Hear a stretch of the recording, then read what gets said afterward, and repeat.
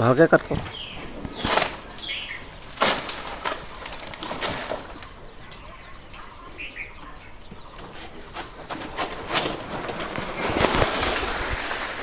নমস্কাৰ বন্ধুসকল, স্বাগতম জনাইছোঁ মোৰ অন্য এটি ভিডিঅ'লৈ। আপোনালোকে চাবলৈ আৰম্ভ কৰিছে পদ্মকৈ ব্লগ।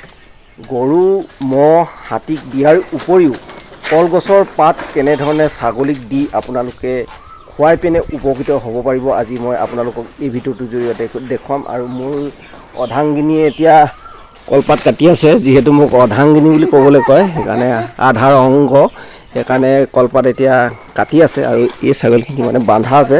ৰাতিপুৱাতে মই নিমপাত দিছিলোঁ, এতিয়া নিমপাত খাই আদায় কৰিলে, আৰু এতিয়া মই কলপাত দিম। আৰু কলপাত কেনেধৰণে দিওঁ সেয়া আপোনালোকক দেখুৱাম। আৰু কলপাত দিয়াৰ আগতে আপোনালোকে এটা কথা মনত ৰাখিব, যাতে কলপাতত মানে চামচৰি থাকে, আৰু চামচৰি থকা পাত কেতিয়াও মানে এই ছাগলীক দিব নালাগে। ছাগলীক যদি দিয়ে তেতিয়া আপোনালোকৰ ছাগলীৰ জিভাত লাগিলে জিভাখন মানে এই ঘাঁহ হৈ যাব। সেইকাৰণে ছাগলীক মানে এই চামচৰি থকা পাত দিব নালাগে। আৰু এজনী মেলি দিব লাগিব, এজনী মেলি। আৰু এতিয়া প্ৰথমতে পাতখিনি দিছোঁ, এয়া পাত খোৱা আৰম্ভ কৰি দিলে ছাগলীয়ে। এনেধৰণে কলপাত দিব লাগে। আৰু কলপাতটো যিহেতু দীঘল দীঘল, আৰু দীঘল দীঘল হোৱাৰ কাৰণে আপোনালোকে এনেধৰণে এটা এই পাত দিয়া মানে বনাই ল'ব, বাঁহৰ তলৰ পৰা এনেধৰণে উঠি উঠি কলটো পাতটো খাব পাৰিব।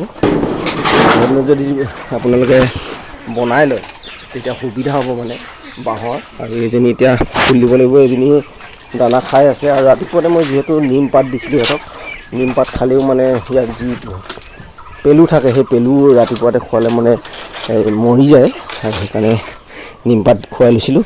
আৰু এতিয়া কলপাত দিছোঁ, কলপাত এটা ধুনীয়াকৈ খাব, খাই আছে, খোৱা আৰম্ভ কৰি দিলে। সেইজনী মেলিলে সকলোৱে গোটেইখিনিয়ে কলপাত খোৱা আৰম্ভ কৰিছে।